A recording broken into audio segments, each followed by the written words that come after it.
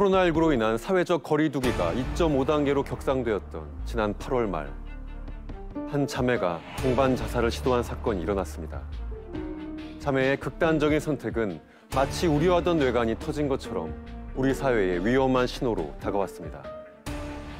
그들은 코로나19로 몇 달째 영업을 하지 못하고 있었던 자영업자였습니다.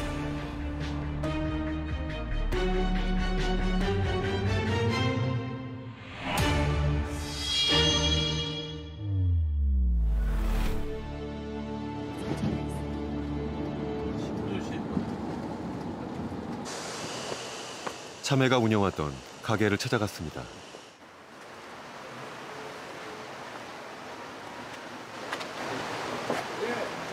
네, 안녕하세요. 저 KBS 시사직격팀인데요. 네?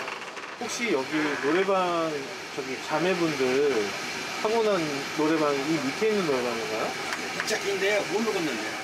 노래방? 이짝. 지하로 내려가 봤습니다.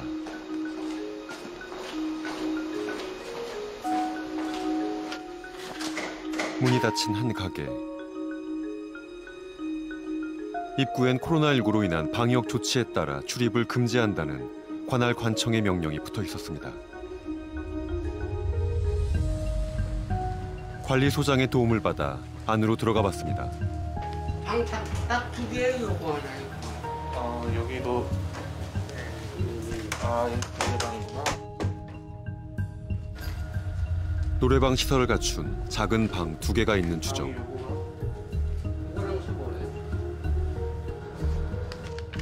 출입 명부엔 자매 2사람의 이름만 기록돼 있습니다. 아무도 찾아오지 않는 이곳에서 그들은 마지막 선택을 했습니다. 누가 발견하신 거예요? 막내 동생이 발견했어요. 일요일 날 교회 갔다 와서 언니들이 연락이 안 되더래요. 연락이 안 돼 분명히 가게로 간 건 아는데 그래서 일로 와서 문을 막 두드렸더니 한 분이 동생분이 이제 비실비실 깨서 나왔던 거예요. 한 분은 바로 사망 판정 나서 실어가고. 동생은 죽음을 비껴갔지만 언니는 세상을 떠나고 말았습니다. 나한테 유서 아닌 유서를 나한테 보내왔어요. 누구 같은데요? 이렇게 해서 뒷정리 부탁한다고. 밀린 월세와 관리비는 보증금으로 정리해달란 부탁이었습니다. 자매는 왜 이런 극단적인 선택을 하게 된 걸까?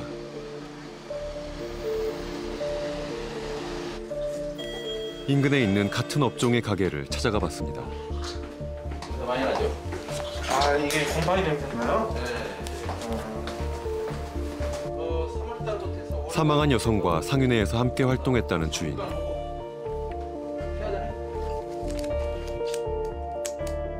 그는 동료이자 이웃이었던 그녀의 죽음을 가슴으로 애도하고 있었습니다. 작년 12월 달부터 힘들다 그러면서 주위 사람들한테 돈을 좀 빌리시고 다니고 계시더라고요. 코로나 때문에 손님도 없어서 너무너무 힘들다 그러면서 업소 주위주위 다니면서 50 네 군데에서 200을 빌렸다는 소리를 들었어요. 그러면서 그걸로 마지막에 카드빚을 결제했다는 소리를 들었거든요. 원래 이게 원래 이런 상황인데 여기도 그냥 분패가 너무 많이 나잖아 이게. 냄새가 좀 나긴 하네요. 분패가 완전 다 썩었죠. 좋아요. 다 앉아가지고 이게 뭐 영업으로 허락한 건지. 예? 그 또한 어렵기는 마찬가지입니다. 정부 지침에 따라 문을 닫은 지 약 5개월. 영업 규제가 언제 풀릴지 기약 없는 시간을 보내고 있습니다. 지금 현재로서는 저희가 살 수가 없습니다. 뭐라도 가게를 문을 열어야 하루에 5만 원을 벌든 10만 원을 벌어야 되는데 저희 가족 식구들 4명 있는데 오늘 또 그렇습니다. 어떻게 살 거냐고 앞으로. 정부에서는 자꾸 연장하는데 사회적 거리두기가 강화되면서 유흥업소들은 극단의 경영난에 몰려 있습니다. 방역 당국이 정한 고위험 업종으로 분류돼 코로나19가 확산되자 가장 먼저 문을 닫았습니다.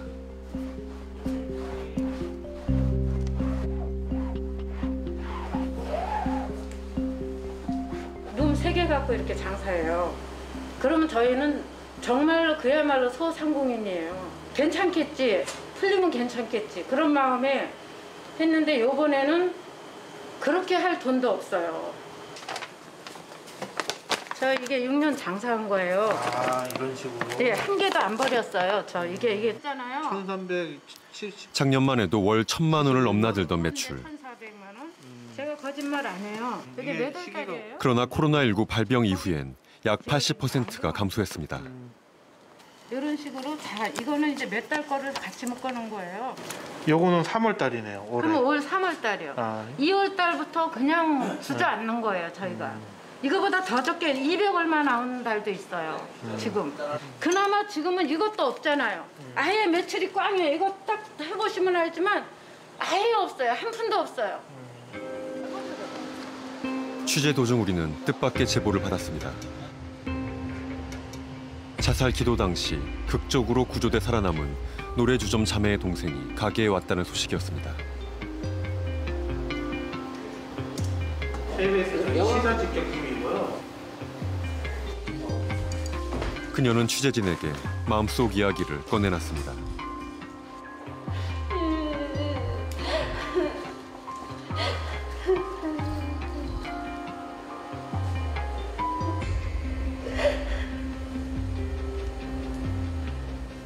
왜 그런 생각했냐고 다들 뭐 그렇게 얘기를 하는데 오죽하면 그랬겠어요. 장사를 못하니까 통장에 돈 10원 한 장 들어오는 게 없잖아요. 근데 지출은 뭐 계속 나가는 거고 그러니까 뭐 이 사람 저 사람한테 빌린 돈도 있고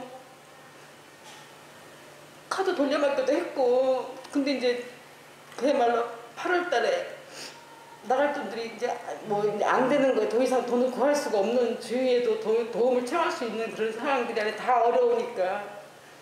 그러니까 이제 그런 극단적인 선택을 하게 된 거죠, 사실은.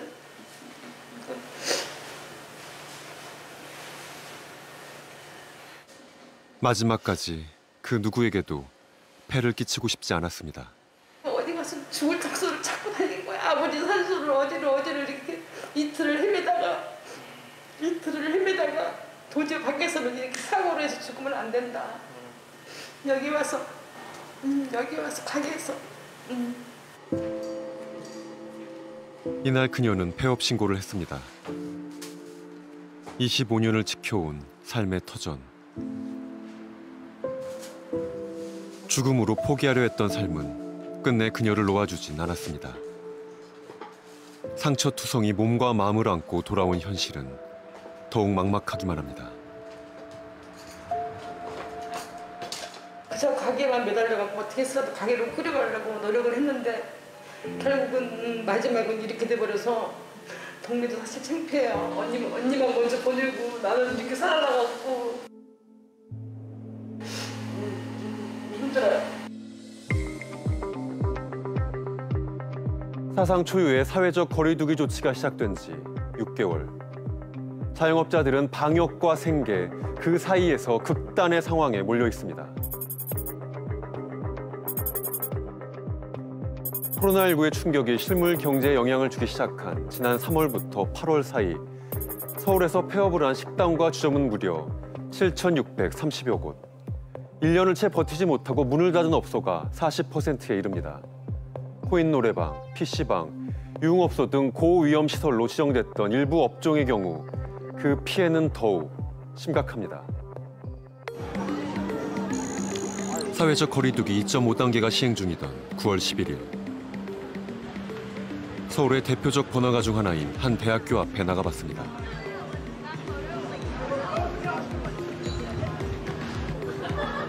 금요일 밤, 평소 같으면 인파로 붐비던 거리가 전에 없이 한가합니다.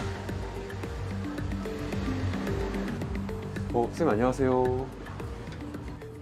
저희 KBS 시사직격이라는 프로그램인데요. 예전에 비해서 어떠세요? 오늘 매출이나 판매가? 거의 진짜 한 7분의 1 정도? 반보다도 훨씬 미치네요. 그렇죠. 2.5단계가 접히면서 바로 들어오면서 2.5단계로 들어오면서 더 안 좋아졌고 또 1단계 했을 땐 그래도 괜찮았어요. 좀 많이 움직이시고 해가지고 이제 좀 좋아지시나 싶었는데 또다시 이렇게 올라오니까. 추석 대목이지만 명절 분위기는 찾을 수 없습니다. 애로사항이 너무 많죠. 물론 다른 부분들도 마찬가지겠지만 좀 있으면 이제 추석이 다가오니까 예. 추석을 준비해서 이제 많은 손님들이 이제 매장에 오시고는 하는데 지금은 거리에 이제 다니는 사람들이 없어가지고 좀 많이 힘들어요.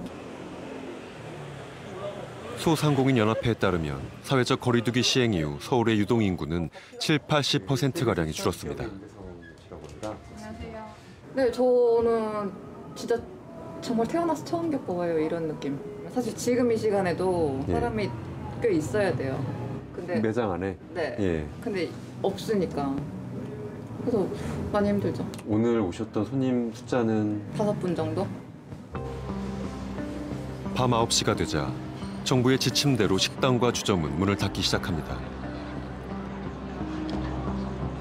예전 같으면 장사가 한창이었을 시간입니다.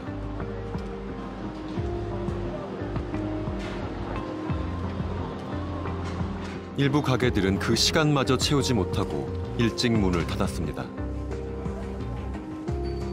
안녕하세요. 네, 아유, KBS 시사직격 임재성 MC라고 합니다. 예, 이게 테이블이 원래 2인석이에요. 예. 지금 다 붙여 버리기 때문에 그럼 여기 보시면 테이블을 아예 빼버렸거든요. 예. 저희도 어차피 손님이 많이 오실 상황도 아니고 그러니까 조금이라도 안전하게 드시게 하려고 다 붙이고 뭐 옛날에는 이렇게 하면 뭐 4인석이었는데 지금은 2분이 오셔도 이쪽에 앉으시고 일부러 거리도 가운데 있던 테이블도 다 빼버렸어요. 지금 13개 운영하던 거에서 지금 7개로 줄였거든요. 고객의 안전을 위해 나름 필사적으로 노력하지만 이 위기를 극복할 방법은 없습니다. 뭐 사스 때, 메르스 때 그때도 다 여기서 일을 하고 있었는데 이런 느낌은 아니었거든요. 이게 원래 우리 가게가 맞나 할 정도로 보통 반타작 났다 이런 얘기를 하잖아요. 근데 거기서 한 번 더 꺾이는 것 같아요. 반의 반타작. 네, 그 정도 느낌. 새벽 5시 마감을 8시간 앞당겨 문을 닫습니다. 내일을 기약할 수 없는 오늘이 절망스럽기만 합니다.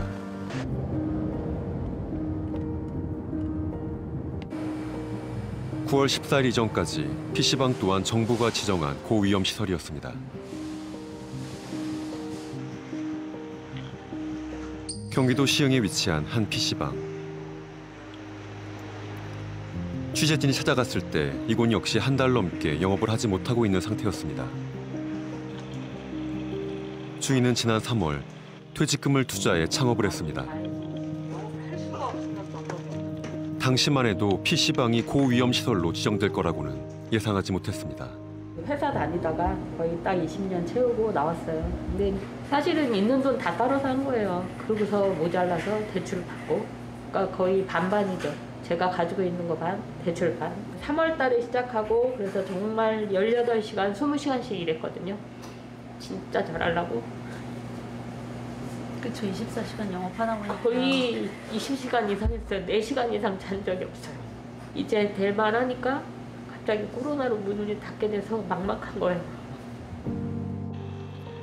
손님은 없지만 에어컨은 가동해야 컴퓨터의 손상을 막을 수 있습니다. 월세에 전기세, 관리비까지 한 달에 들어가는 돈이 1,000만 원에 육박합니다.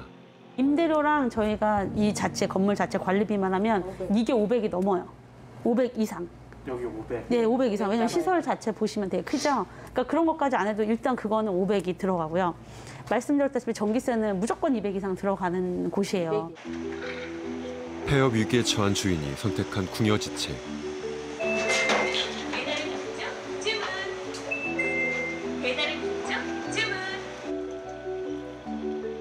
배달 앱을 활용한 음식 배달입니다.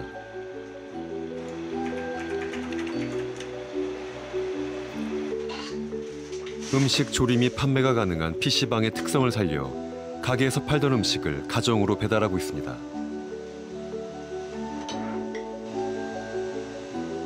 배달팁이 4,300원짜리거든요. 그럼 배달팁 나가고 그러면은 한 2~3,000원? 사실상 12,000원짜리 팔면. 2,000원, 한 3,000원 네. 정도 보신 거예요? 네, 많이 벌어, 뭐 제품에 따라 다르지만 한 2,000원, 3,000원 사이에. 하루 20건의 주문을 받으면 평소 매출의 10%를 벌지만 이마저도 인근 PC방이 벤치마킹하면서 주문이 분산되는 상황입니다. 이거 2개 해야죠? 네. 완전 꼭대기예요. 여기서 더 하면은 방법이 없어요. 산소호흡기 정도? 네, 호흡기 쳐야 돼요. 네. 어떻게 버텨요? 이제 뭐 나올 데가 없는데 정말 찌질하게 자꾸 막 그렇게 막 비관적으로 생각하지 않으려고 해도 한계예요. 없으니까 수익을 창출할 수 없는데 지출만 내는데 어떻게 버텨요? 자영업자들이 이토록 궁지에 몰리게 된 것은 코로나19 대규모 확산에 따른 거리 두기 강화 조치와 밀접한 관련이 있습니다. 3월 신천지, 5월 이태원 클럽, 8월 광화문 집회를 기점으로 폭증한 집단 감염. 모두 누군가의 방역 수칙 위반, 역학조사 거부가 불러온 결과였습니다. 대규모 집단 감염이 생길 때마다 방역 당국은 집합 금지, 영업 정지와 같은 고강도 대책을 내놨습니다. 어쩔 수 없는 조치였지만 직격탄을 맞은 것은 무고한 자영업자들이었습니다.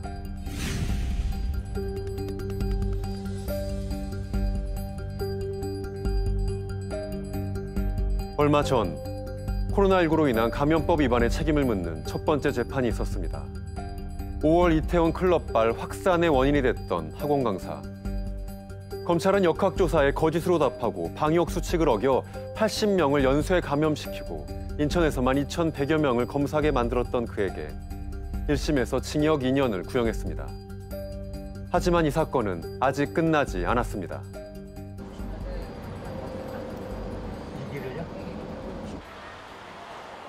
당시 이태원발 확산의 진원지가 됐던 클럽.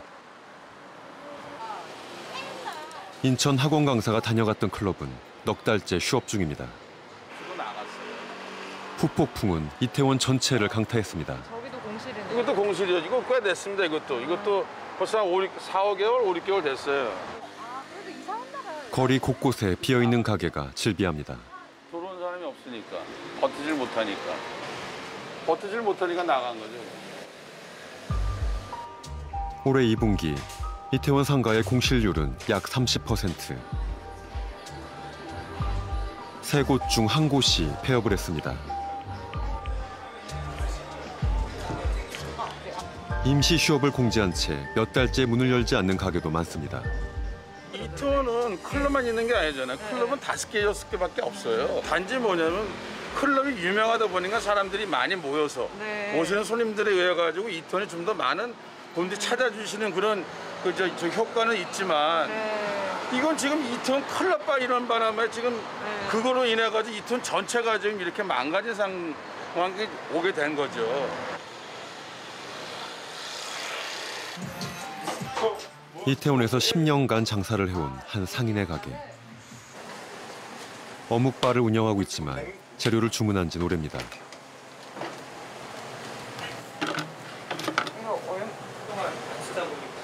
이게 이제 저기서 열었다 해야 되는데 어느 상태로 놔줬잖아요. 혹시 냉장고에 오뎅이 차면 어디까지 차요 원래는? 가득 찼죠. 예예. 근데 그걸 다 버리신 거예요 이번에? 예전에 오뎅 같은 경우는 여기에 이게 순차적으로 꽉꽉 차가지고 이어놨잖아요. 바구니 다 비었잖아요. 오뎅도 종류가 되게 많은데 그렇죠. 8가지 예전에 여기에 꽉 차가 있었죠 다. 클럽발 확산이 일어났던 5월 이후 매출은 곤두박질 치고 있습니다. 이거 포스 한번 봐보세요. 이게 지금 9월달이죠. 9월달인데 이거 지금 비어지가 있는 거는 영업을 안 한 겁니다. 아예 안 하셨어요? 예예. 이제 금요일 이제 사람이 조금 모일까 싶어서 했는데 한밥에서 4만 원 한 팀. 4만 원이요? 예, 한 팀. 아이고. 그 다음에 토요일 날 저 친구 혼자 있는데 토요일은 어떻게 몇 팀 들어와가지고 단체 손님이 어디 와가지고 누가 왕창 먹어가지고 그나마 40만 원. 14일 3만 원 한 팀. 사실 그럼 지금 보름 넘도록 9월 동안. 자, 47만 원. 9월에? 예. 9월에 47만 원입니다. 그러면 여기 임대료가 660만 원이거든요. 예? 클럽발 딱 터지고 난 그때 이후로 그 영향이 계속적으로 몇 개월 동안 계속 간 겁니다. 재앙은 이태원에서 인천으로 퍼져갔습니다. 문제의 강사가 일했던 건물. 어디에도 학원의 이름은 없습니다. 학원이 있던 3층으로 올라가 봤습니다. 계세요.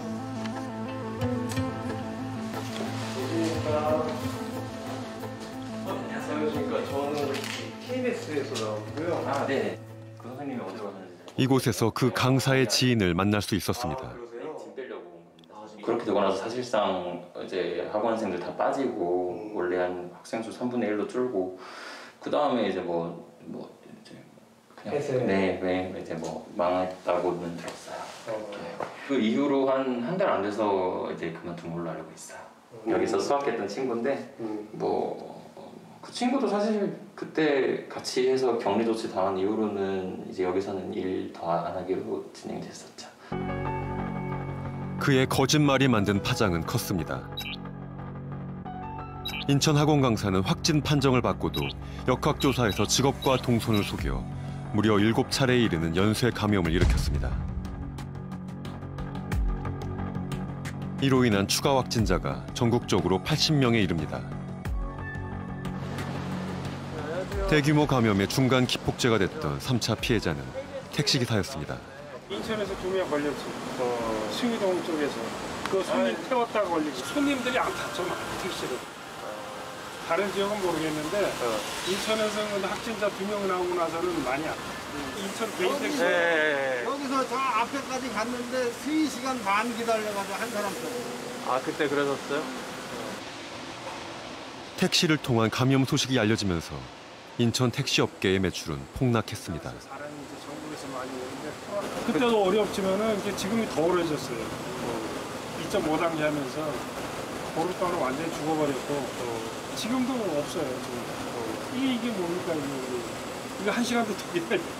아, 그래요. 택시기사가 감염된 곳은 노래방. 그는 2차 감염자였던 학원 수강생들이 다녀간 노래방에 갔다가 3차 감염자가 됐습니다.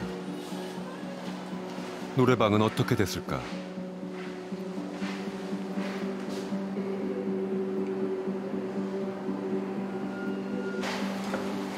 이곳 역시 문을 닫았습니다. 마치 태풍이 쓸고 간 잔해처럼 감염자가 지나간 동선은 폐허로 변했습니다.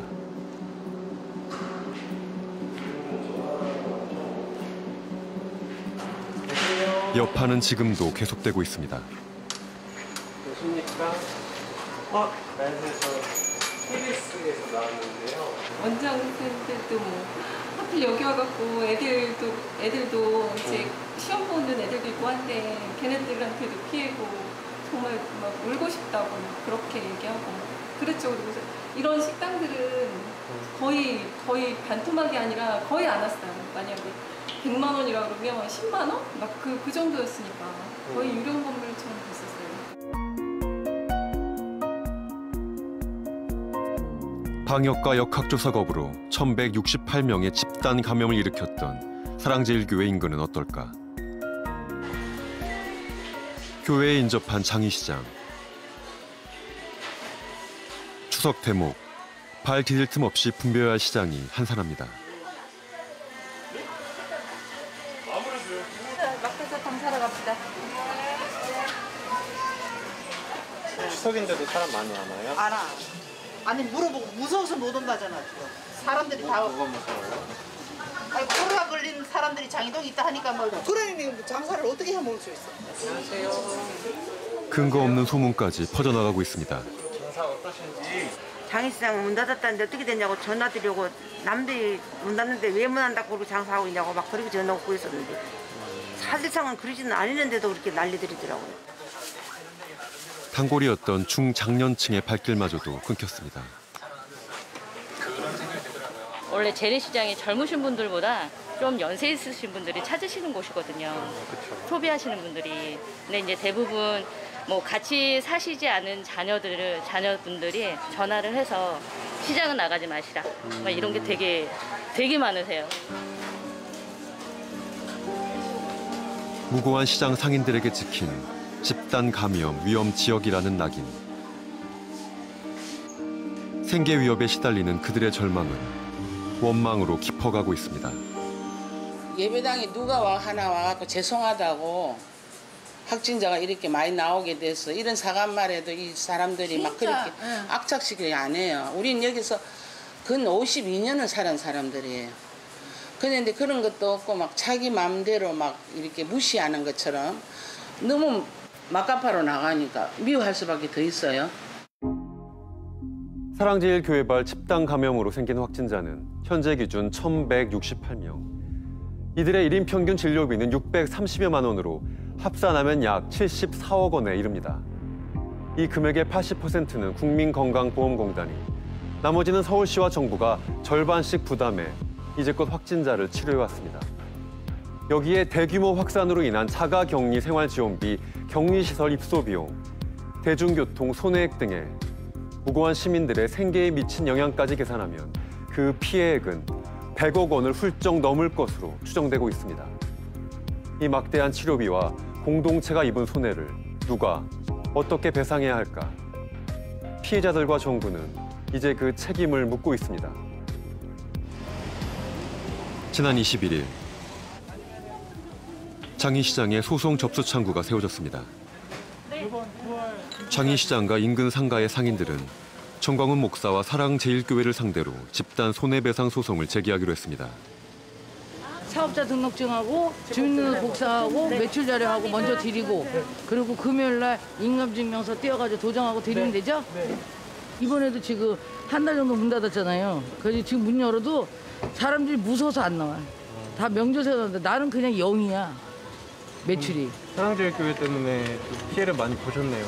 그냥 아무래도 시장 때문에 그러는데 그래도 같이 이렇게 하신다 그러니까 도와주신다 그래서 그냥 내는 거예요.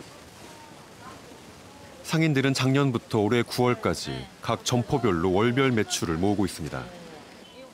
사랑제일교회발 집단 감염 전후 매출 감소액을 비교 분석해 손해배상액을 산정하기 위한 준비입니다. 성질이 나가고 다 서류를 한 거죠. 왜 성질이 났어요? 이게 왜 이런 일이 벌어졌으니까요. 좀 여기 주위에서 좀 뭐 어떤 것 때문이라고 생각하세요? 뭐 교회 때문에 그러죠. 뭐 코레라 때문에 뭐 더 다른 거 더 있어요. 해보는 데까지 하는 것뿐. 소송은 한 시민단체가 지원하고 있습니다.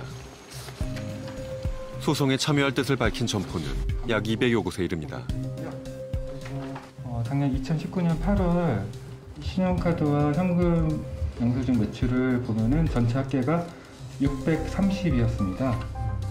8월에? 네, 2019년 8월에. 네. 근데 올해 2020년 8월을 보면은 전체 합계가 259만 원, 한 260 정도로 상당히 많이 떨어졌죠. 절반 이하로 떨어졌네요. 이게 출력한 날 기준으로 이 단체에선 소송 대리인을 통해 10월 중순 이내로 법원에 소장을 제출할 예정입니다.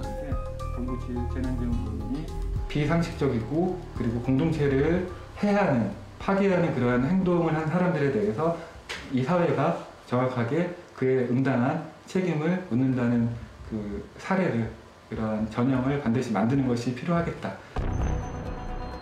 서울시도 사랑제일교회에 손해배상 소송을 제기하기로 했습니다. 서울의 경우 정광훈 목사와 사랑제일교회의 위협행위로 인한 감염병의 대규모 확산, 이로 인한 그에게 손해는 상당한 인과관계가 있어 민법 제750조의 불법 행위에 의한 손해배상 책임을 묻는 것입니다. 서울시가 청구한 금액은 46억 2천만 원, 더 늘어날 전망입니다. 우리 서울의 확진자는 641명입니다. 그 641명에 대해서 치료비의 10분의 1을 이제 일단 부담을 해야 되고요. 그다음에 자가격리자에 대한 생활지원금, 그게 한 6억 6천만 원쯤 됩니다. 그다음에 생활치료센터 운영비 13억 원, 그다음에 시내버스나 마을버스의 이용량 감소에 따른 손실보전분 22억 5천만 원 등등 해서 서울시만 46억 가까이 되고요. 전국적으로는 한 130억 이상의 그 구체적인 인과관계가 나오는 피해액이 청구될 수 있습니다. 아주 최소화시켜서 저희들이 일단 청구를 한 거고요. 추후에 이제 광화문 집회에 대한 또 현재 경찰의 수사가 진행 중에 있거든요. 그 광화문 집회 주최자 또 정광훈 목사와 대국본 이런 데 대해서도 추가적인 손해배상 청구를 할 계획에 있습니다. 현재 전국의 지방자치단체에선 감염법을 위반해 방역에 피해를 끼친 개인과 단체에 대한 손해배상 및 구상권 소송을 잇따라 제기하고 있습니다. 누군가의 부주의 혹은 의도적인 잘못으로 벌어진 일을 수습하기 위해 정부나 공공기관이 선지급한 비용을 법적 절차를 통해 받아내겠다는 적극적인 움직임입니다. 이러한 소송들은 배상금을 실제로 받아낸다는 의미도 있겠지만 문제를 일으킨 당사자들에게 책임을 묻고 이를 통해 같은 일이 반복되는 것을 막기 위한 의도도 있습니다. 하지만 과연 그들은 책임질 생각이 있을까? 방역수칙을 위반하고 조사를 방해해 코로나 대확산을 일으킨 사랑제일교회. 그들은 구상권과 손해배상 청구에 대해 어떤 입장일까?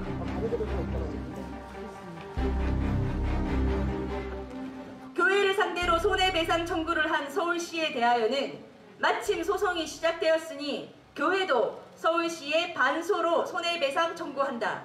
갑자기 학교 수업과 영업을 제한하는 식의 왔다 갔다 멋대로의 정책 때문에 결국 아이들과 자영업자들이 죽어나가고 있으므로 문재인 대통령, 정은경 본부장의 코로나 대응 전권 부여는 대한민국을 망하게 하는 길이다. 어떻게 그러면 진행을 하실 건가요? 차차 또 말씀드릴게요. 그러면 광화문발 코로나 확산에는 책임이 없으시다는 입장인가요? 어디까지 확산이 됐는데요. 그 증거를 가지고 오라니까 증거를 안 가져오는데 어떻게 답을 합니까? 코로나 확산에 대해서만 어떻게 책임을 인정하시는지 그것만 한마디만 부탁드릴게요. 문재인 대통령이 책임 인정하시면 이때까지 단 한 번도 사과하신 적 있나요?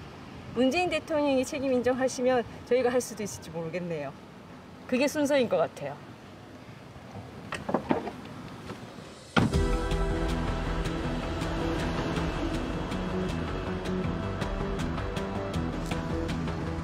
대구시도 신천지와 이만희 총회장에게 1,000억 원의 손해배상 청구 소송을 제기했습니다.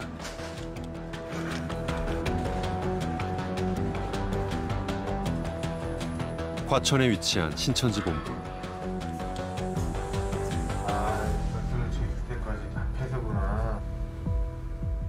입구는 지방자치단체의 명령에 따라 지난 6월 말부터 폐쇄됐습니다. 집단 감염 사건 이후 온라인으로만 예배를 보고 있다는 그들. 안을 못 들어가네. 신천지 관계자에게 대구시의 손해배상 청구와 관련한 입장을 물었습니다. 어떻게 보면 이렇게 집단 감염이 일어난 것도 아직도 그 원인을 사실 저희들 입장에서도 그 원인을 정확하게 알 수가 없는 그런 부분이다 보니까 방역 어떤 수칙이라든가 이런 부분에서는 저희가 적극적으로 협조를 하고 또 방역 지침 준수라든가 이런 부분들에 대해서 많이 따랐던 것 같아요. 그 부분에 대해서는 최선을 다했다라고 저희들이 좀 생각할 수가 있습니다. 그러나 신천지 교회는 방역 활동을 방해하고 교인 명단을 제출하지 않아 지난 5월 검찰로부터 압수수색을 당한 전력이 있습니다.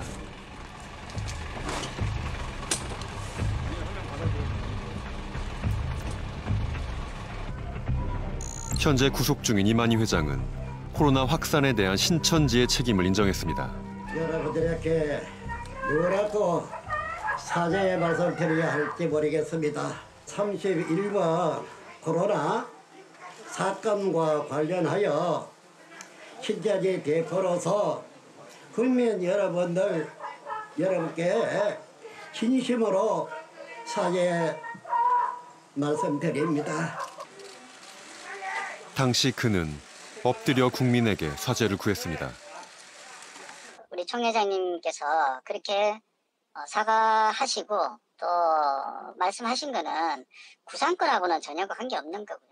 사과를 하셨다고 해서 방역을 방해했다는 그것을 뭐 시인을 했다 일부 그런 부분은 전혀 아니라고 생각을 합니다.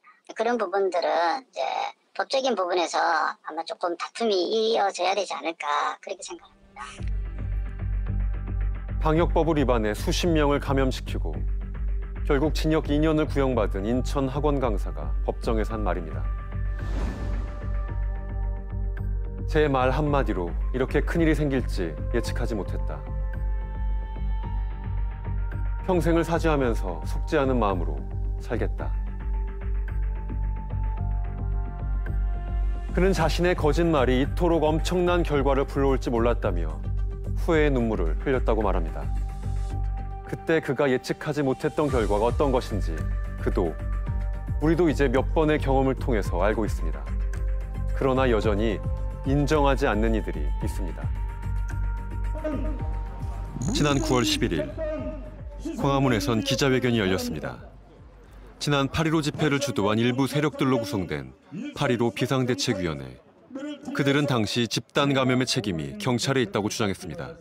코로나19 감염의 위험을 알면서도 9,500여 명의 경찰 병력과 경찰 버스 차벽을 이용해서 2020년 8.15 광화문에 나온 수만여 명의 국민들을 코로나19 감염 위험의 좁은 장소로 밀어붙이는 행위를 자행하여 당시 광화문에 집결한 인원은 약 2만 명.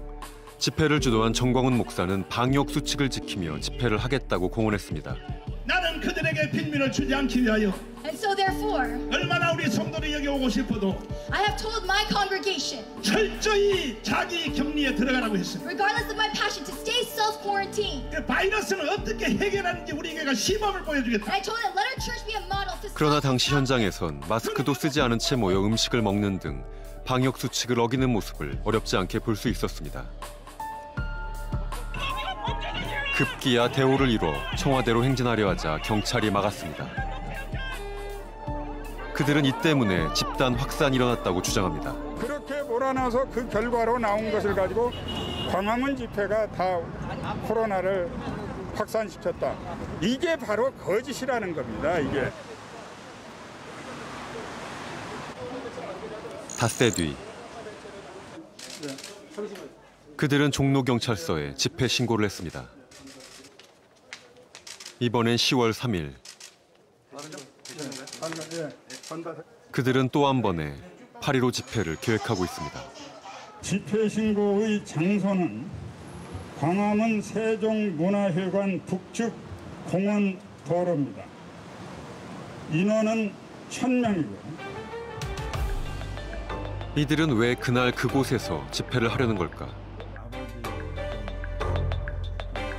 집회 결사의 자유가 얼마나 중요한 자유입니다. 공기만큼 중요한 자유입니다. 이 자유를 코로나 핑계대고 정권의 정치 방역 때문에 이 코로나 계엄 때문에 물러설 수 없다는 것이 우리의 기본적 입장입니다. 집회를 원천적으로 못하게 막을 수는 없다. 저는 그래서 법적으로 최대한 이거를 다툴 생각이에요. 10월 3일과 9일 광화문 광장엔 이들 외에도 10여 개 단체가 집회 신고를 했습니다. 그들은 모두 8.15 대확산은 집회 때문이 아니며 정부 탓이라고 주장하고 있습니다. 장복기를 전혀 고려를 안 했죠. 8월 14일 날 15일 날 확진자가 늘었다는 것은 8월 10일 이전에 사람들이 모였던 거기서 접촉에 감염이 됐기 때문에 장복기를 거쳐서 확진자가 8월 14일, 15일 날 발생을 한 거거든요. 집회 세력은 코로나 감염의 위험성을 축소해 주장합니다. 담당자는 하나도 우리 모양 말고는 안 왔던데 1년에 독감 환자로 죽는 사람이 3,000명에서 2,000명에서 3,000명이라고 하는데 이건 뭐 소중한 목숨이 300한 60명 돌아가셨나요? 참 안타깝게 생각합니다만은 1년에 자살하시는 분들이라든가 독감으로 폐렴으로 죽는 사람보다는 지금 뭐 그렇게 많지는 않다. 제가 말씀드리고 싶은 것도 이것도 잘못 해석하면 안 되는데 너무 그렇게 무서워할 일은 아니다. 공권력을 행사하겠다든가 뭐 이런 얘기가 정부에서 나오고 있는데 그거에 대해서 어떻게 생각하십니까? 일단은 뭐 제한 통보가 그 금지 통보가 내려왔기 때문에 저희가 이제 집회를 가게 되면 집시법 위반이라든가 이런 여러 가지 부분들이 있기 때문에 저는 뭐 그런 부분들을 충분히 저는 고려한다라고 생각은 하긴 하는데 뭐 그런 거 뭐 공권력과 대응해서 뭐 우리가 희생 뭐 감수하지 않으면 뭐 자유는 얻어지지 않는다라고 생각을 하기 때문에 그런 건 사실 뭐 그렇게 두려운 건 아닙니다. 많은 국민들이 인내와 희생으로 확산을 막고 있는 현실을 간과한 채 또다시 집회를 열겠다는 그들. 그들은 어떻게 집회를 준비하고 있는 걸까?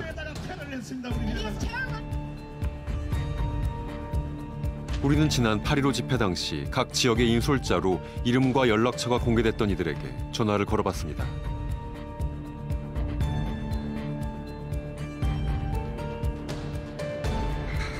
광화문 반정부 집회 거기에 가는 사람들에게는 버스를 안 빌려주기로 버스에서 그런 게 아니라 아마 정부에서 압력을 넣은 모양이에요.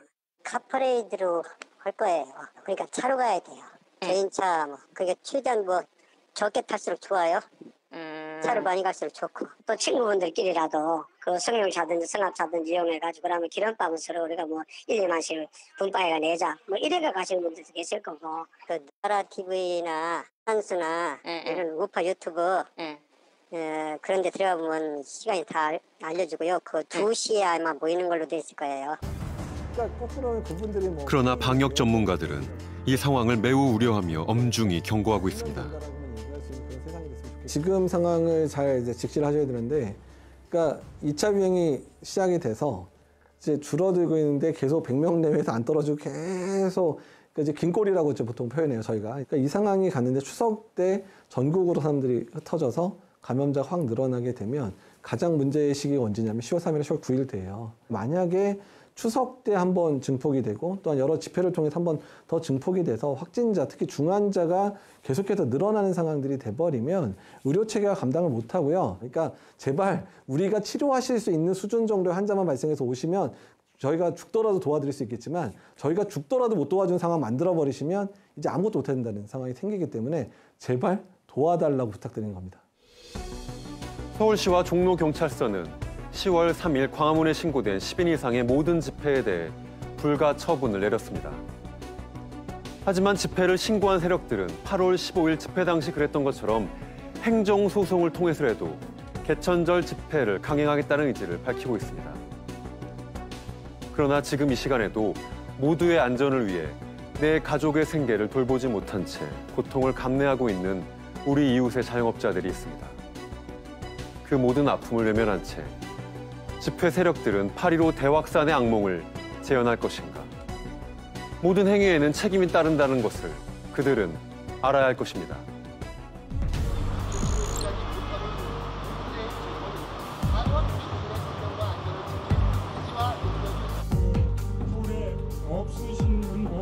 문재인 정권이 개천절 집회를 끝내 불허했다.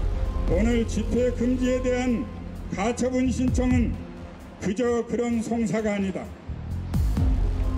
그 신랄 같은 희망이라도 잡기 위한 눈물겨운 싸움이자 대한민국을 지키기 위한 처절한 몸짓이다. 그러면 안 돼요. 집회 안 해야 돼요. 네, 집회는 안 해야 돼요. 광화문에서. 하면 좋아했는데 지금은 안 해요. 하지 말라고 해야지. 있었으면 안 하는 거 좋지. 근데 만약에 내가 이런 소리를 들으면 그 사람들이 나를 가만히 두겠잖아. 만약에 집회가 벌어졌어. 그 이후에 과연 정부에서는 어떤 규제를 할 것이냐. 또 2.5, 3 단계를 높여서 그럼 이제 우린 다 죽는 거야. 나의 말을 하나도 인정 안 하고 속이 터진 거예요. 그리고 출산량이 세서 평생 지인을 찾아왔는데